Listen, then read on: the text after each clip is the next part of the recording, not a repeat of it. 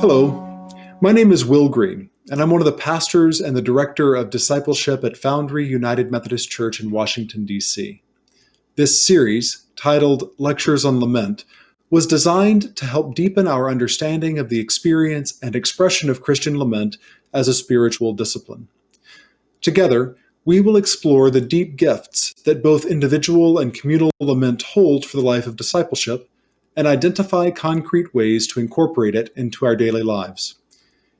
In this second lecture, Dr. Asa J. Lee of Wesley Theological Seminary explores communal lament as an expression of both solidarity and call for accountability. As the listener comes to understand, such lament is critical for the work of building beloved community and paves a path of hope through which such community becomes possible. So let me then turn to the main attraction of the hour by introducing one of my good friends, my colleague in ministry, the Reverend Dr. Asa J. Lee. Dr. Lee is a graduate of Hampton University, Wesley Theological Seminary, and Virginia Theological Seminary, and he currently serves as the Associate Dean for Campus Life and Director of African American Church Studies at Wesley, where he oversees and directs all kinds of programmatic and academic and spiritual life options and ways for the community to grow and learn together. Dr. Lee is currently 6 months into a really exciting project, first of its kind in the nation, working on diversity and inclusion training with the Arlington County Fire Department, for which he is incredibly excited. And perhaps we'll get a little sneak peek of that at some point as we continue working together. Dr. Lee is also married to the Reverend Chinda Ennis Lee, who is an elder in full connection in the Virginia Annual Conference of the United Methodist Church. Reverend Lee, the other Reverend Lee, is a colleague of ours in ministry at Foundry, where she works at Fairlington United Methodist Church. Fairlington, of course, is one of our partners in the reconciling work that we do here in the area. And we're so grateful for her leadership, not just there, but in the denomination as she helps us confront the realities of white supremacy in our denomination, and the way that continues to show up both locally and globally. If you want to just put they have 2 daughters, and I4 daughters. Oh my goodness! Trying to save you some college tuition expenses. Unless Will, you want to, you can have 2 if you want. I think I will let all of that happen vicariously through you. Lee is the one giving the lecture. And with that, let me just encourage you again to mute your microphones, and I'm going to turn it over to the person of the hour, Dr. Lee. Okay, we need to. Good. Afternoon. I'm sorry. Time just has no meaning. Even 6 months into this, time has no meaning. But good afternoon, everyone. It is good to see you all and be with the Foundry Church. It is good to see all of you again, or some of you again. I'm going to do a quick romper room. Catherine and Paula and Ralph and Patty and Audrey. Good to see you all again. Carol, everybody. We spent a lot of time together in the fall, so it's glad that you're back. I feel like I am. We have a membership in the Baptist Church. We have a membership called Watch Care, which is, I every now and again, if I'm in town, I come to your church. So that's what I'll do. Next time when I come across the river, I'll visit Foundry. That way we're part of the fellowship there under Watch Care. But I'm excited to be with you all to talk about lament during this Lenten season, and specifically the work of lament in building a community. I'm glad to see several of Wesley students. Quick shout out to Sarah and Chelsea and Chet. Good to see you all. So I'm going to jump right in. There are 2 points in today's time where I've set aside some group work, but I want to also encourage conversation throughout, either in the chat or otherwise. So let me get everything set up here. Good.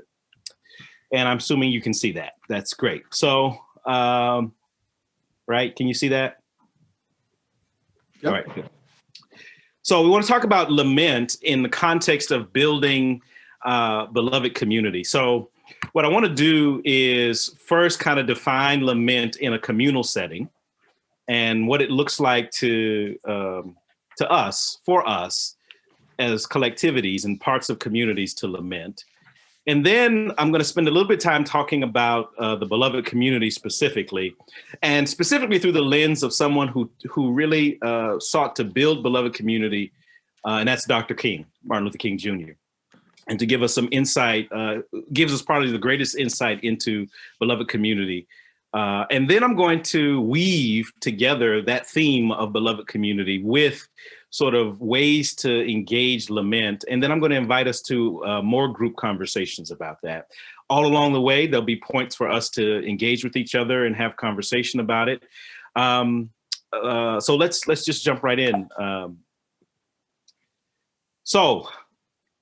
For my purposes, and you're talking about this for the next, 4 weeks, 5 weeks. So I'm sure all of your speakers, certainly my colleague at Wesley, are all going to have very specific definitions of lament. And so I'm going to offer my own as well. First, lament is both a theological concept and a sociological one. And while it is not exclusive to the Christian tradition, the Judeo-Christian tradition, it is sort of understood through the Christian very specific way. And so theologically, the Bible presents lament as a way to embody emotional and collective responses to grief. In specific terms, lament is actually a type of song. It's a hymn.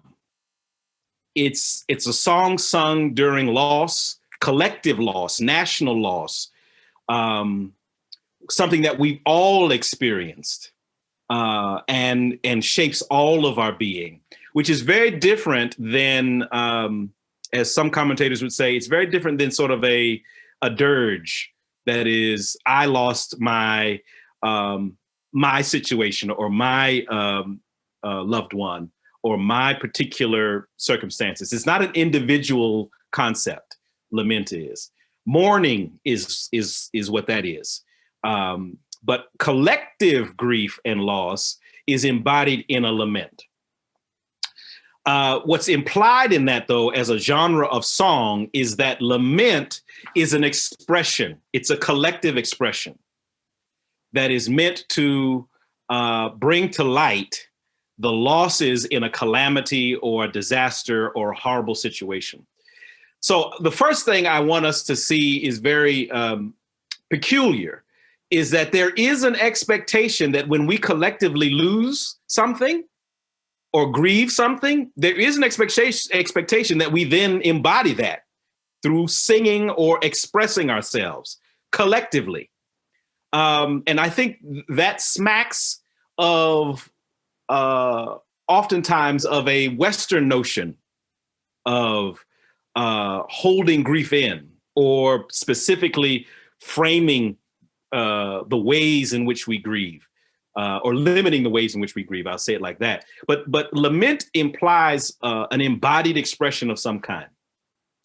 Theologically, sociologically, which is beyond the religious definitions, there is this idea that culture determines how one laments, right? So if the biblical understanding is that there is this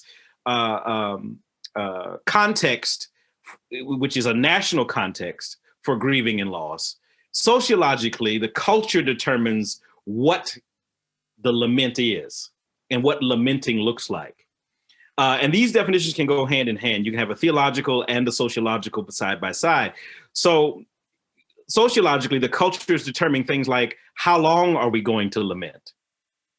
What are the appropriate rituals and the appropriate language and the appropriate ways in which we dress ourselves or comportment? And then how are we to operate with each other? How do we engage in each other? Are there any moments of celebration during a season of lament? Or is everything muted? These are all kinds of ways in which culture shapes us. And so in some respect, we've learned how to lament based upon the context in which we find ourselves and the culture in which we find ourselves. The ultimate point of lamenting is a collective demonstration, so that the opportunity to share in the loss is very important. And the challenge is, the point of a lament is to bring the community to witness so that we see the losses of one another. And then in turn be led to respond, right? So that we cannot fix what has been lost. We cannot necessarily replace what has been lost, but the community's job is to be the restorative, to do the restorative work of coming around the incident or coming together to be bonded one to another. So at the heart of lament was what I'm trying to say. The heart of lament is the idea of community. And the further, and Chelsea, I see your question, and I'm gonna preview an answer to it now by saying, when you move towards a rugged individualism, culture that moves towards a rugged individualism at the sake of losing a strong, cohesive community, you begin to lose that collectivity of lament. And I'm going to come back to that in a little bit when I start talking about beloved community. Grief and lament and our mutual partners, they go hand in hand. When one is grieving a loss, then lament is always available, particularly if that loss is shared by others in a community. The best case in point is the loss of normalcy over the last 12 months that all of us have experienced and shared in, which then calls forth a lamenting. One of the things that hurt me very deeply as the pandemic raged on was, one, knowing those who have lost loved ones, but we did not have, until the week before the inauguration, we did not have any collective mourning. We did not commemorate collectively from the national government the losses that we experienced. And I don't think we've been able to fully live into that at this point. And just the numbers of those who have died and the way and all that we've lost.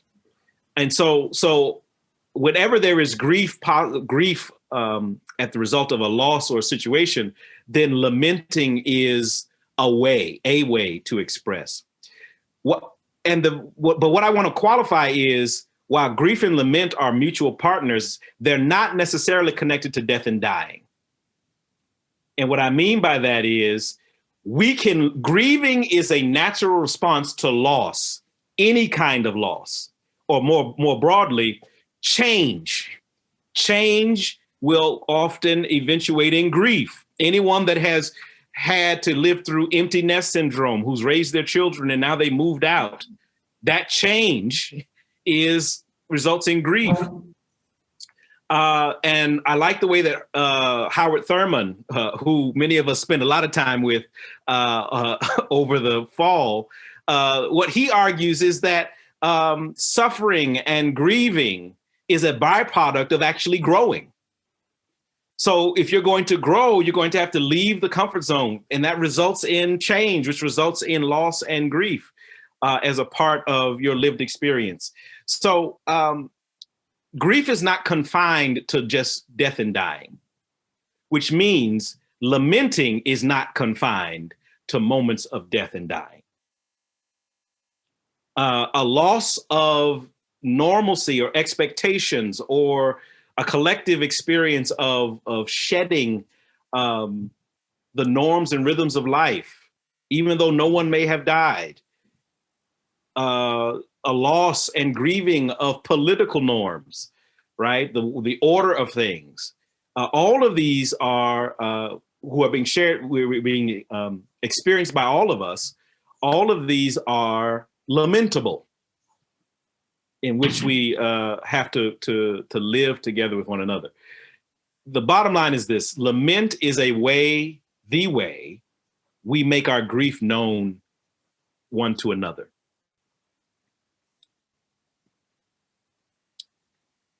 But what happens when the community in which we are a part is diverse? That is, we all don't lament in the same way. As I said before, culture helps to define the parameters for lamenting. And in a nation like ours, with multiple cultures, many times living in community with each other, we don't always express ourselves the same way. And so my question, as we're getting ready to go into groups for just a few moments, is what are the ways that you have lamented or have you experienced others lamenting, right? Especially if they're different from your own.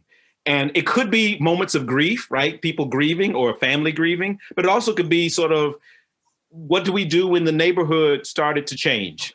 And how do we begin to lament that? And we all lamented it, but we lamented it in different ways. So I'm going to stop sharing for a second. And then I'm going to put this into the chat, the question again. What are the ways you have lamented or experienced? Come on, spell lament. I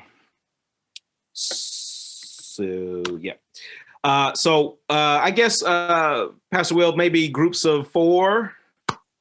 That's all right. If we can split them up for maybe, let's say about 10 minutes. Gives enough time for people to talk. All right, friends. So you'll be receiving an invitation to join a breakout room. We invite you to accept that invitation, and we'll see you shortly.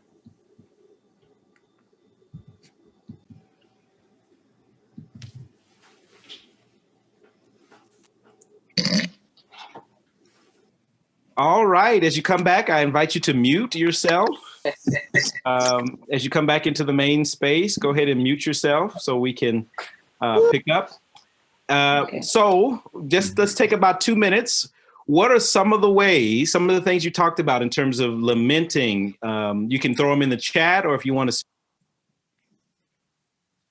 All right. I muted myself. Yeah, no worries. You can throw it in the chat. You can raise your hand so I can see you. But what are some ways that you have experienced lament as a part of this process? Hey, good to see you, Hal. Good to see you. You were able to join. Ralph, yeah, I see your hand. I had put in the chat that I thought that there hadn't been any sense of national lament over the enslavement of people of African descent. And in all of the discussion that's been going on recently about Black Lives Matter and the discussion about racial stuff, I've been having this growing feeling that what Foundry and Asbury did in having services of repentance and reconciliation was really a waste of time because, and I was actually very involved in that, but that it didn't lead to anything, that there wasn't any real change. But I've in thinking about lament, I've actually come to a different feeling about that, because in thinking about what's been missing in the nation, when people talk about white supremacy and what's happened, the focus has tend to have been on reparations. And I think even more important than reparations is, in fact, acknowledgement from the government and from the national government and from the state government, and just as important, from the Christian church in this country that was a leader and facilitator of white supremacy. Right. And so the lament has to be something that you're feeling together and acknowledging together. And I think that that's been missing in this country in having to do with the oppression of people of African descent. Yeah. So I'm going to take one. We're going to take one more for the interest of time. But as I said earlier, and I'm going to come back to this, part of that is what the consequence of an individualized society. So that when my life is my life and I get to do what I want, sometimes, many times, and in the case of slavery, at the literal expense of another person, then the possibility of lament is decreased. The key to lament, and I saw somebody's question about agreement. Yes, we have to have some sort of recognition that we've all lost. When you've lost, I've lost something, and we share in that. And again, in an individualized society, in which many Western countries are, that gets diminished. The collective way in which we share in loss is diminished when that happens.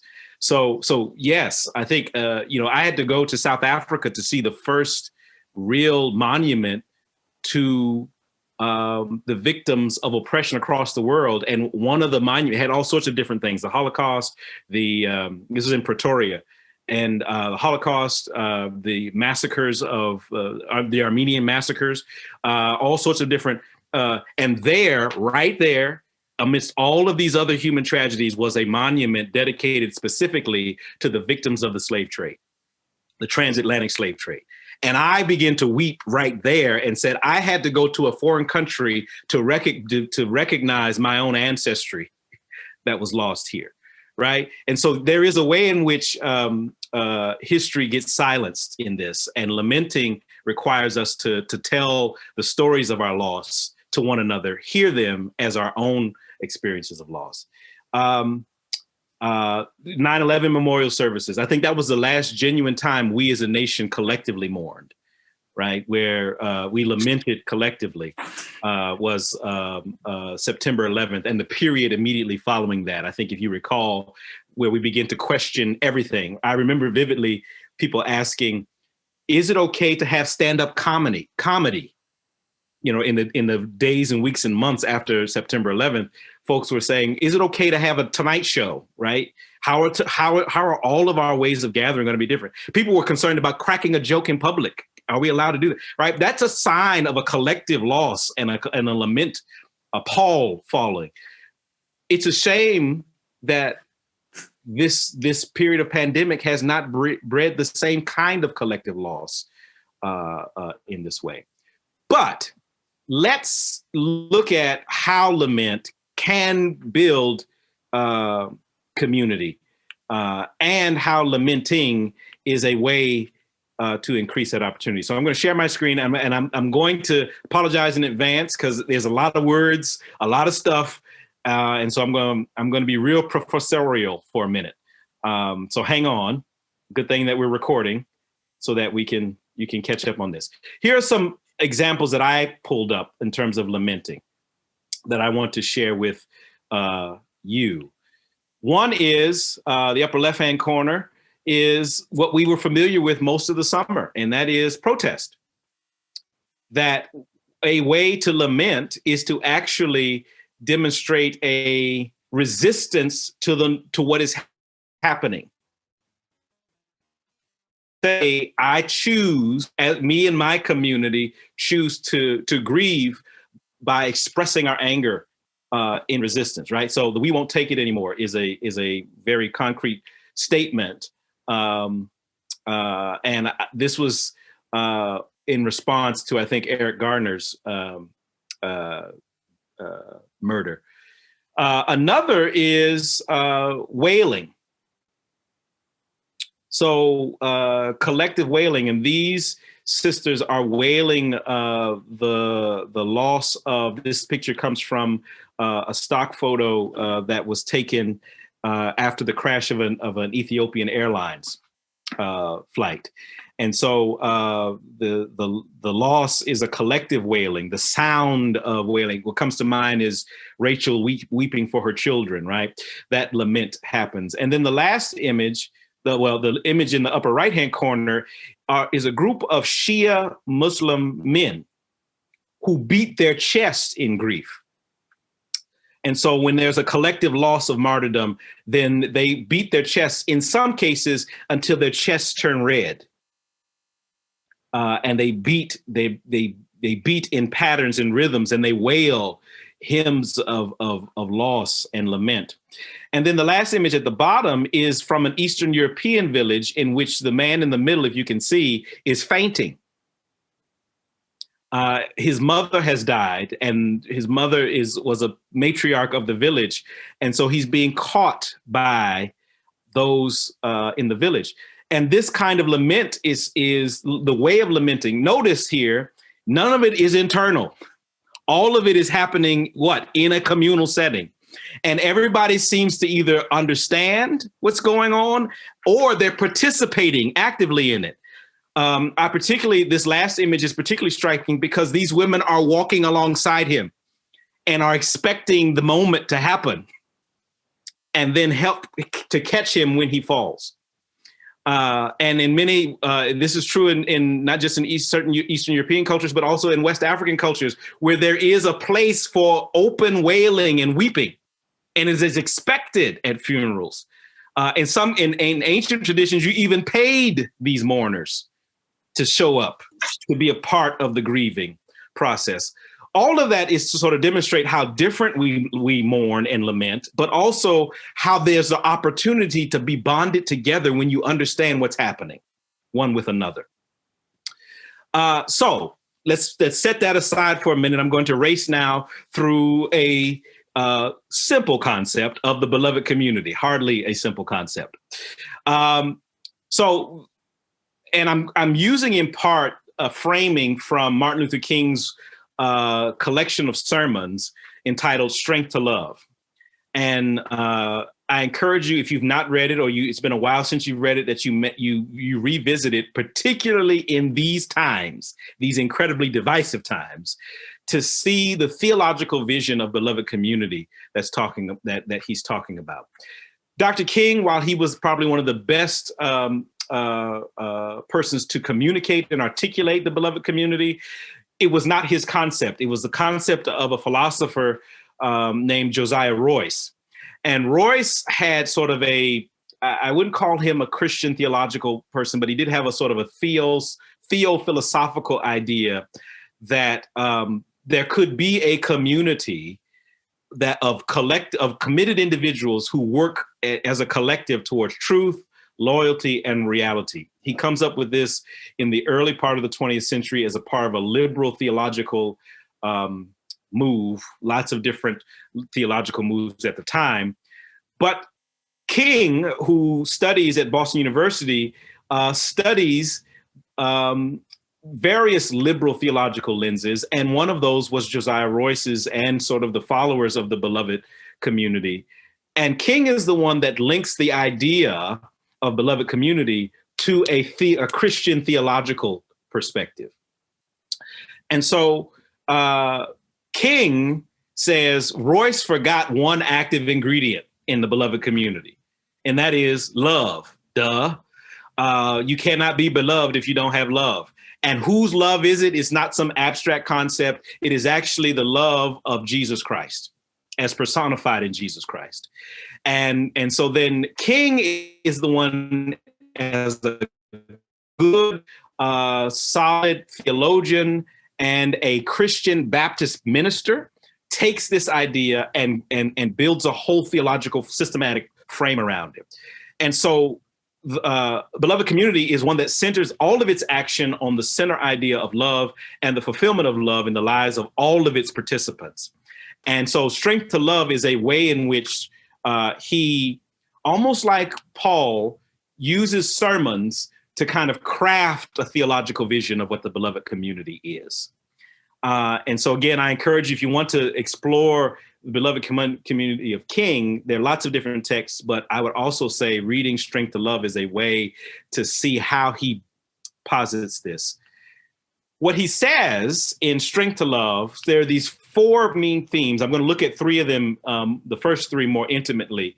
And that is love in beloved community is exemplified by holding one another accountable, by creating space for the neighbor, and it is operating as a collective, even over its differences, right? One of the big problems we have in our churches, in our communities, in our society, is that we think unity and difference are opposites. And so what we ask people to do when they join our community is to assimilate, to actually be like us. If you're going to come here, you should be like us. And instead, a beloved community celebrates the common goal, even though we are different. We can still have the same goal and be united and unified towards these ends. And so, and while King talks about this, there are others who come after him who build on that over and throughout history. I see in the chat Tutu, the reference to Desmond Tutu, absolutely. So really quickly, if the beloved community is a community that holds one another accountable, the problem that King identifies is that evil exists not simply because there are evil people in the world. King would even go as far to say there are very few evil people in the world.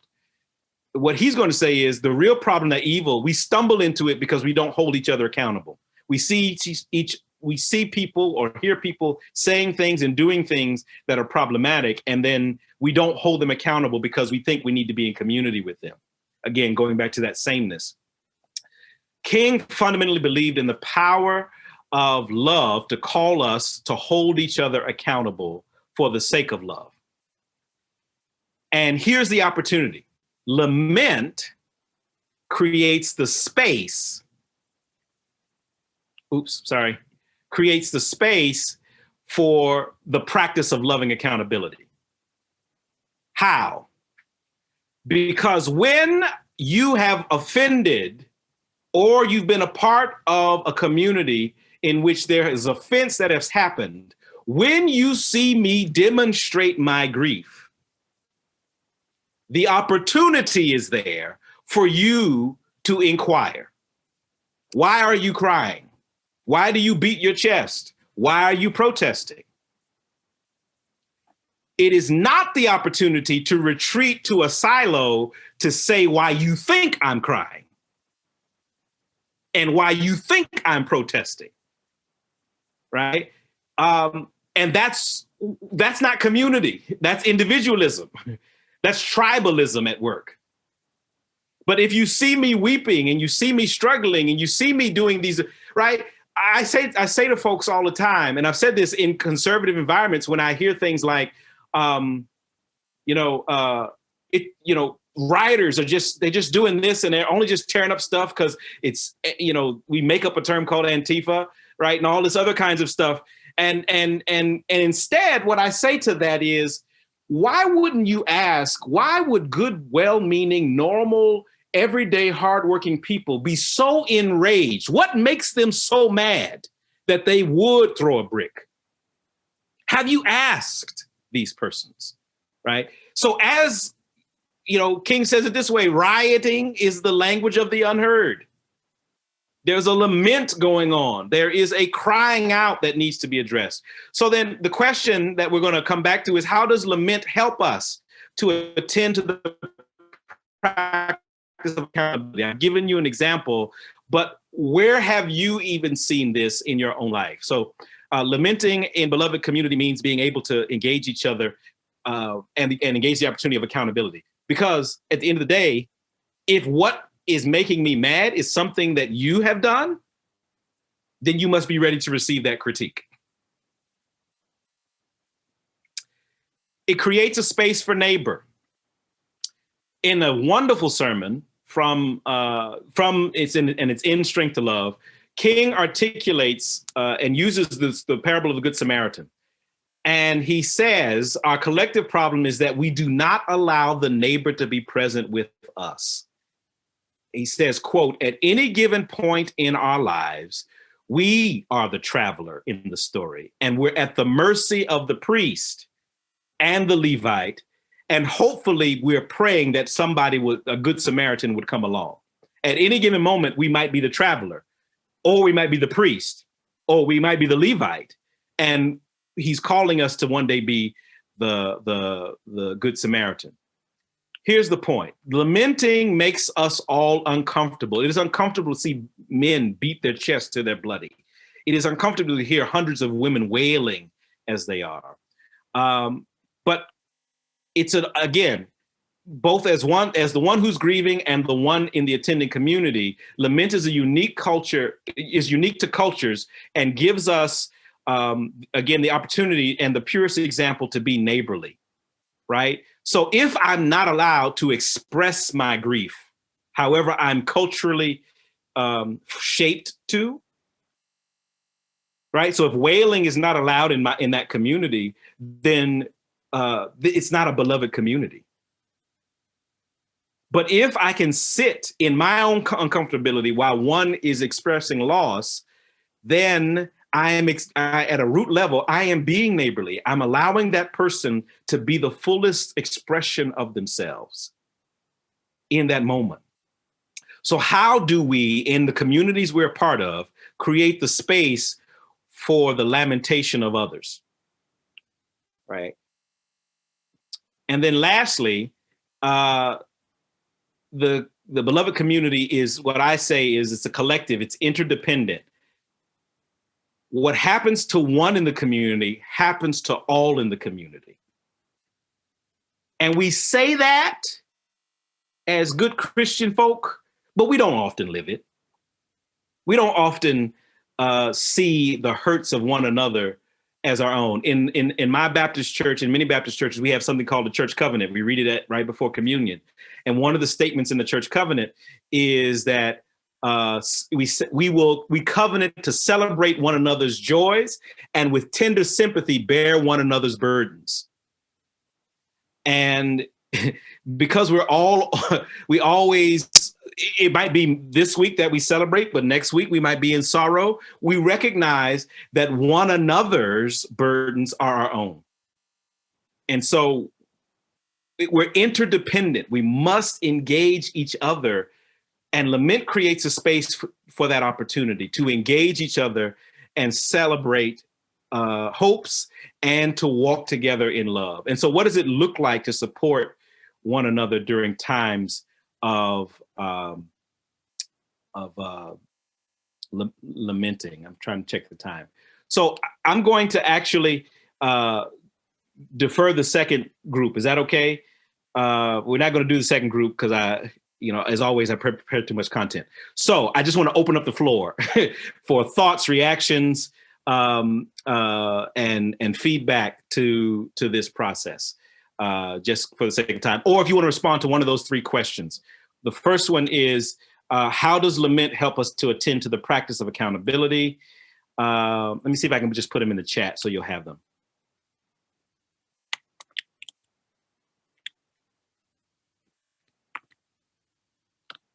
There they are.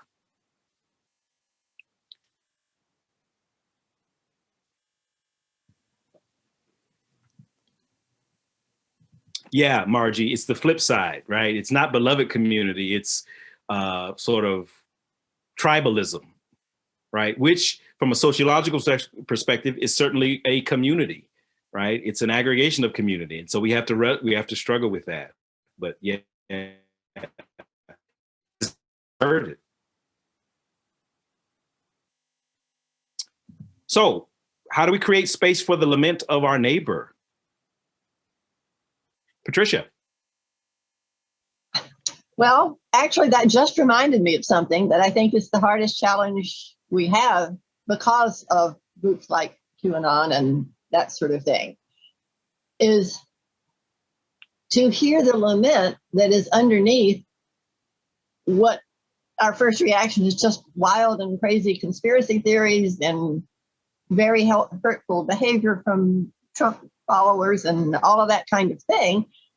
And I'm in this group called Smart Politics, whose aim is to teach people to talk to folks who are caught up in that in such a way that maybe some of them can come out of it to do what somebody called building a golden bridge for the enemy to retreat away so you can end the fight.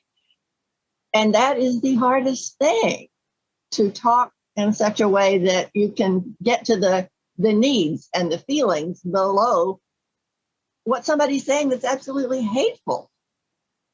That's the challenge. We get triggered by it. And then we scream back at them and makes it worse. Yeah.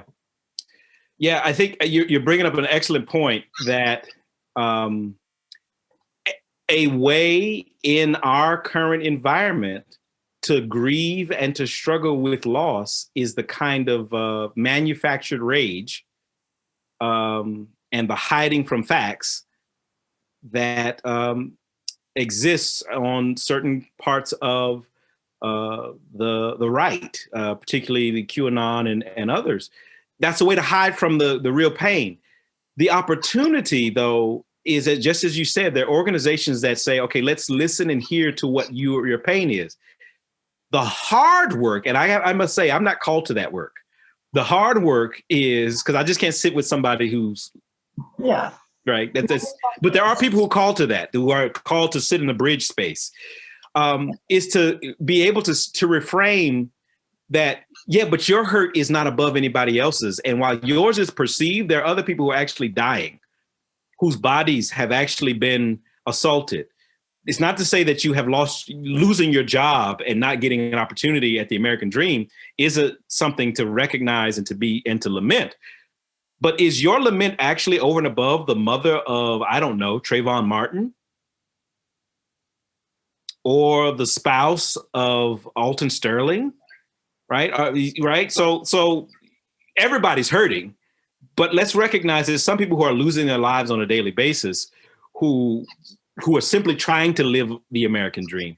And that's, again, like I said, that's not my calling, but I celebrate those who are called to sit in those bridge spaces and be able to hear and connect those there. So yeah, you're bringing up a really good point about this is a way in which folks have lamented. Yeah. The only thing we can do if we're not called to it, and I think most of us may not be, is to try not to yell back and call them names, much as one is tempted. Yeah, I'll say more about what I'm doing in the Arlington County Fire Department as a way forward, because as you might imagine, the fire service does have certain pockets in it that are there. But we've developed a model in the fire service to help to kind of address to that. Margie, yeah, it does need a connection to forgiveness, but you first need to get it out. That's what lament is. I can't hear someone who is available forgiveness, nor can I forgive if I have not processed the woundedness or the loss of pain that has happened. Catherine's question: when neighborhoods change, how do you deal with equity, lament, and all the change without tremendous pain? I don't think you can. I think you do, in fact, have to name that, and I don't call it gentrification. I think that's another one. We in the postmodern era, we have this habit of making up words for stuff that already has happened. Right? There was a time in our American history where anti-fascism was normative, right? We fought a whole war against fascism. And so being a normal American was being anti-fascist. Every American was right? And so gentrification is a fancy made up word for colonization. That's my view, right? So let's call it colonization, right? Because gentrification makes it seem like, oh, it's kind of refined. No, it is just as damaging. It's the same thing. Taking the resources, taking the resources and moving them out. That's called colonization. That's what you do, right? So if it is colonization, then you need to name it as such And then you cannot do that without naming the pain of this. Right. So when I went to visit my parents' childhood home across the street from what used to be called Heckinger Mall in Northeast DC, those who know Heckinger Mall know it, right? And we visited there, and there were new townhomes there and all sorts of stuff.